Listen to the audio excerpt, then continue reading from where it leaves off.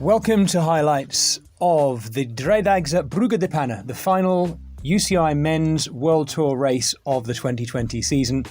The riders rolling out at 11 o'clock in Brugge, headed for the coast, and the sand dunes of Kokzijde finishing with 3 laps of a circuit encompassing De Panne, Kokzijde and Veurne.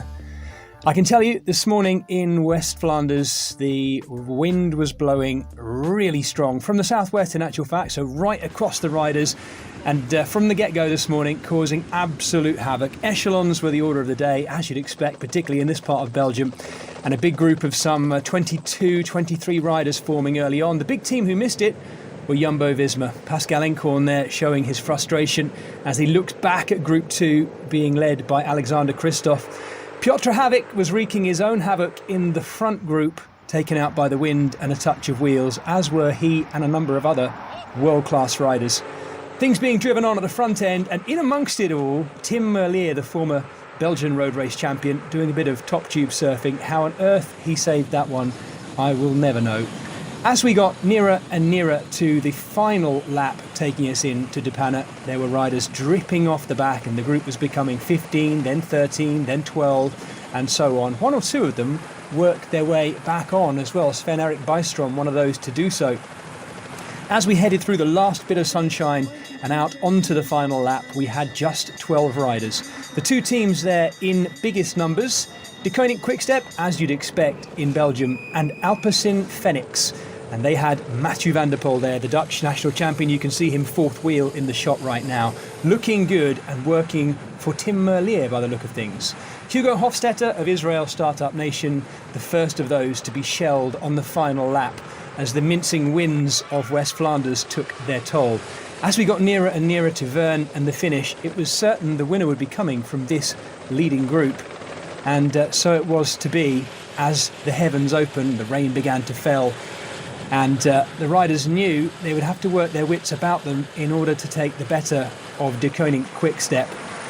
The rain fell, and unfortunately, as we got nearer to the finish, so did one of the riders, Mathieu van der Poel, just 3 days ago, the winner of the Ronde van Vlaanderen, finding himself in a Belgian ditch. Thankfully, a grassy, soft landing, but a deep and fast one nonetheless.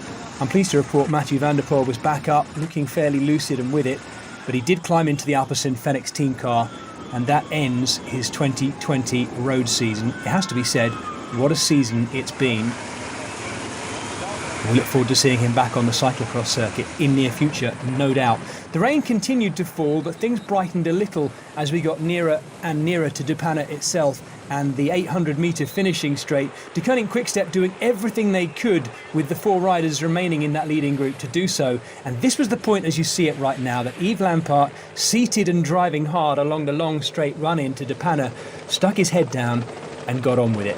Of course, behind, hesitation, Matteo Trentin, having done so much already, relying on Jonas Ricard of Alpecin Fenix to try and close it down. Try he would, but to no avail, because going under the 1k to go flag, Yves Lampaert had in excess of 30 seconds and knew he had sewn up his final race of the year with a big win. Time to celebrate in front of a muted and very modest Belgian crowd, of course, bringing the entire one-day World Tour men's season to a close.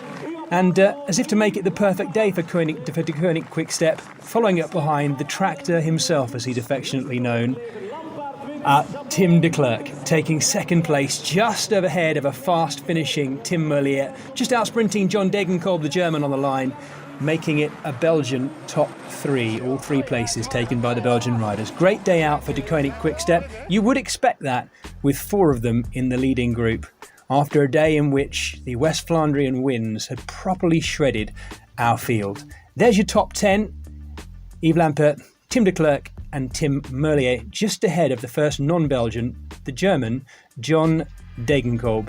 Trentin riding well, as was Jempe Drucker, having worked his way back in from being dropped from that group.